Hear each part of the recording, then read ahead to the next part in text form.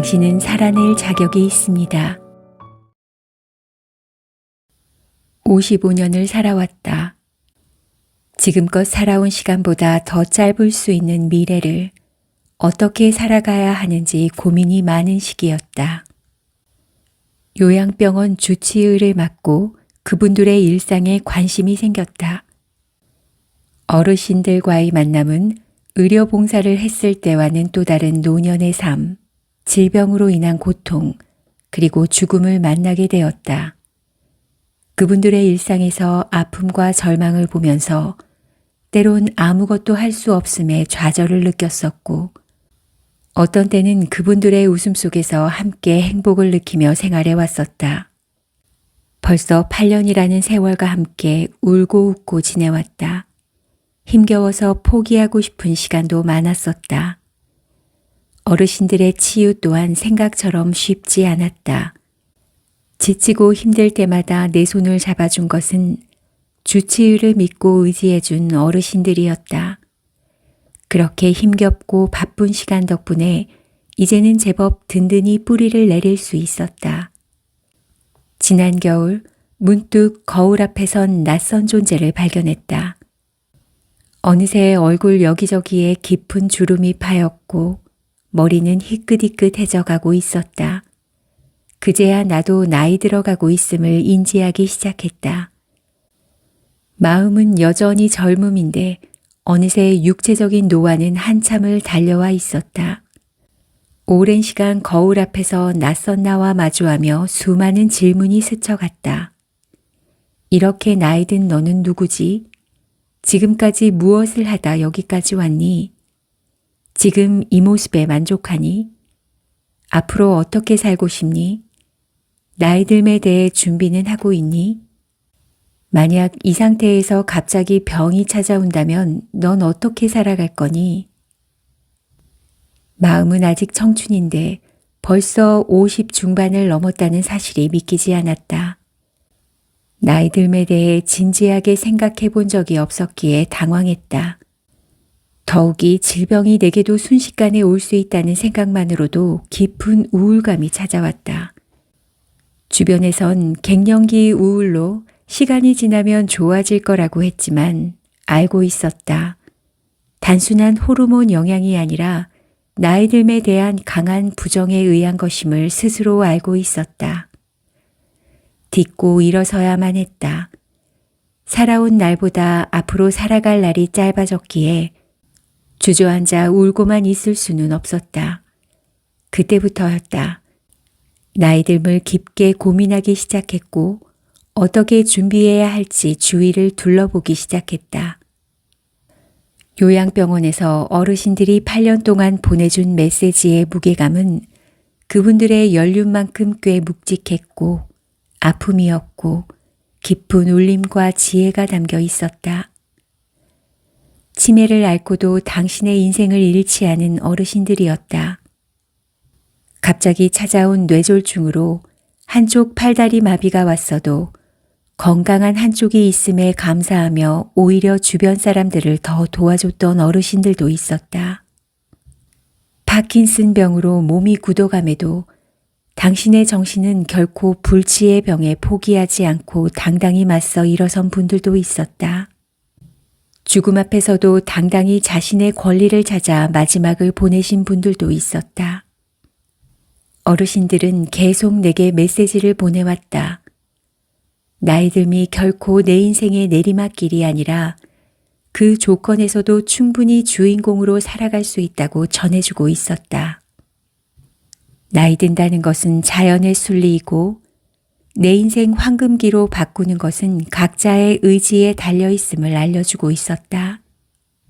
더욱이 병에 지친 몸일지라도 충분히 살 가치가 있고 누군가에게 도움을 줄 수 있는 존재임을 실생활에서 보여주고 있었다.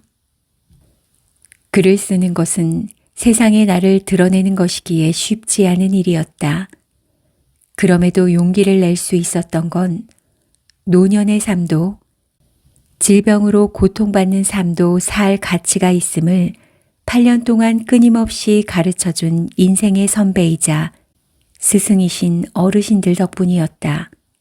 어르신들이 주었던 깊은 울림의 메시지를 이제는 세상에 내놓아야겠다.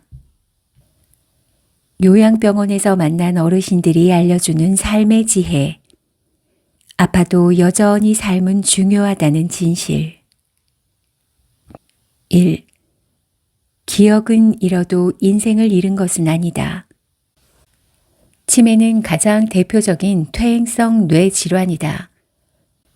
초기에는 최근에 대한 기억력에 문제가 있다가 점차 판단력 등 다른 여러 인지 기능에 이상이 보인다. 결국 모든 일상생활 기능을 상실하게 된다. 진행 과정에서 성격 변화, 우울증, 망상, 공격성, 그리고 수면장애 등 정신 행동적인 변화까지 나타나게 된다. 어쩌면 지금껏 나라고 여겼던 그 모든 것을 잃고 전혀 다른 나로 살아야 할 수 있다. 86세 치매 할머니. 입원하면서 하루도 쉬지 않고 일기를 써내려 가셨다. 다행히 경증의 치매고 갈수록 기억을 잃어가고 있었다. 어느 날 어떤 내용을 쓰는지 물었다.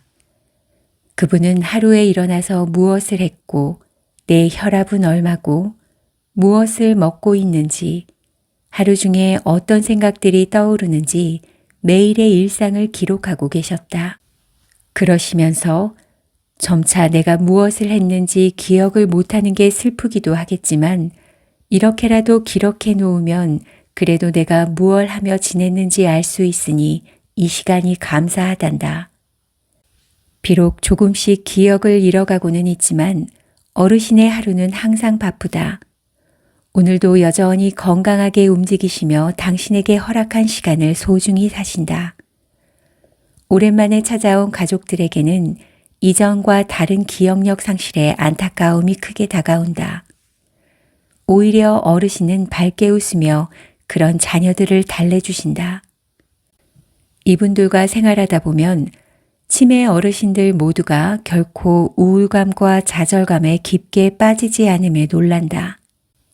가족이나 주변 사람들이 보기에 안타깝고 서글픔이 크더라도 이분들 표정에서는 일상적인 삶을 그저 살아갈 뿐이다. 웃고 울고 다투고 화내는 등 희로애락을 표현하면서 생활할 뿐이다. 치매를 두려워하지 않고 당당히 맞서는 어르신. 이미 당신이 누군지도 모르지만 과거의 기억 속에서 현재도 잘 살아가고 있는 어르신.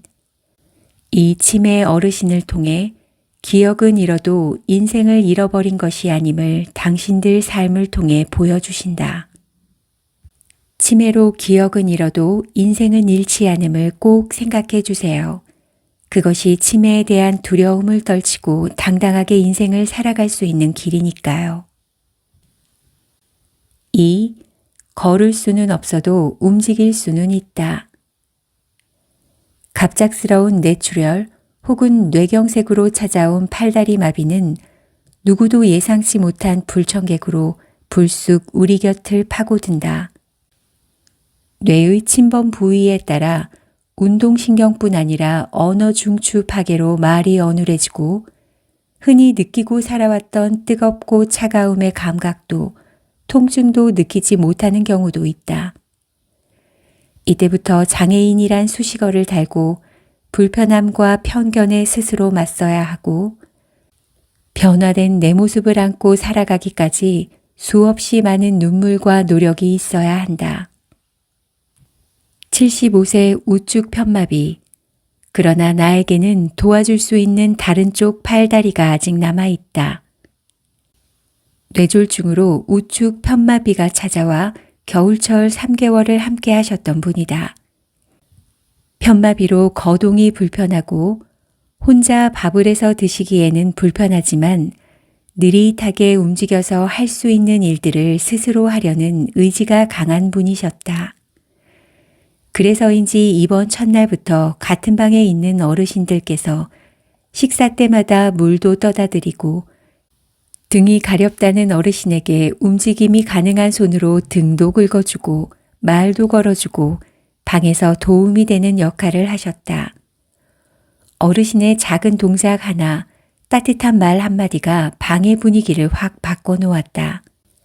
당신의 느릿하지만 부지런한 움직임은 더불어 몸도 더 건강해지고 삶도 더 활기차게 되었다.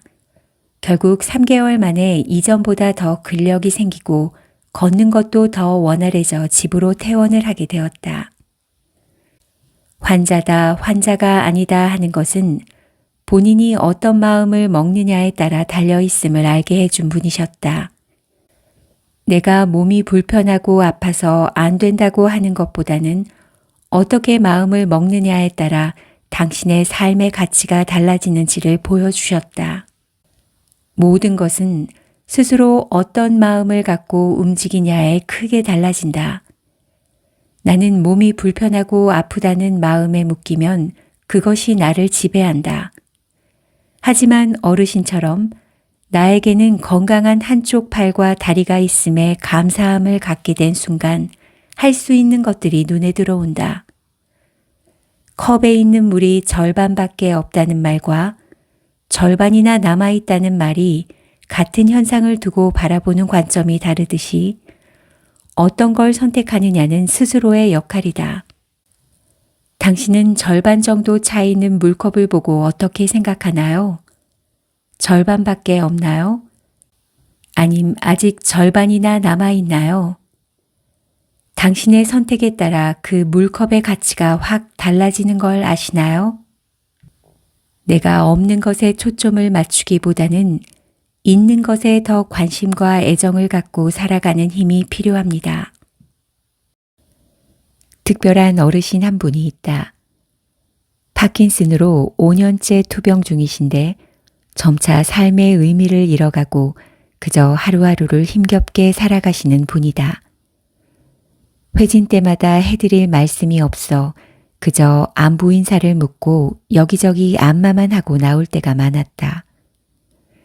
그분에게 어느 날 하고 싶은 일이 무엇인지, 어떤 걸 도와드리면 더 행복할 수 있을지 물었으나 모든 걸 다 이뤄서 괜찮다고 하신다. 그렇지만 얼굴에는 짙은 우울감에 미소가 사라진 지 오래다. 그분을 보면서 살아갈 삶의 의미를 찾아주고 싶다는 생각이 강했다. 이 병이 있기 전까지 누구보다 활발하게 살아오셨다는 자녀들의 이야기를 듣고 질병이 어르신의 희망을 강제로 끊게 한 것이다. 어떻게 하면 그분이 아직은 살만한 가치가 있다라고 생각할 수 있을까 고민하다가 그분에게 들려주고픈 이야기를 찾게 되었다. 당신과 비슷한 질병과 삶의 의미를 잃은 분들도 일어설 수 있고 지금 누구보다 현재를 즐기며 살 수 있음을 알려드리고 싶다. 나이 들면 자연스러운 조건으로 받아들인다면 나이 들어 생긴 질병 또한 원망하고 후회하면서 살기보다는 그것마저도 의미 있는 삶으로 바꾸신 인생 선배님들이 내게 주신 희망이자 용기였다. 늙음이라는 단어는 이제 인생의 끝을 의미하는 것이 아니라 잘 익은 인생의 열매를 따서 즐기는 것이라 말하고 싶다. 그만큼 당신은 소중한 존재이다. 80년, 90년 긴 시간을 살아온 당신들의 그 깊고 넓은 경험은 누구도 대신할 수 없다. 그런 당신들이 있었기에 이 시대 후배들이 당당히 살아가고 있음에 깊은 존경을 표한다. 지금까지 살아온 것만으로도 충분히 자격이 있다고 얘기하고 싶다. 살아온 자격, 그리고 앞으로도 당당하게 살아갈 자격이 충분하다. 왜냐면 인생의 모든 굴곡을 다 겪고 이 자리까지 오셨으니까. 당신은 충분히 살아낼 자격이 있습니다.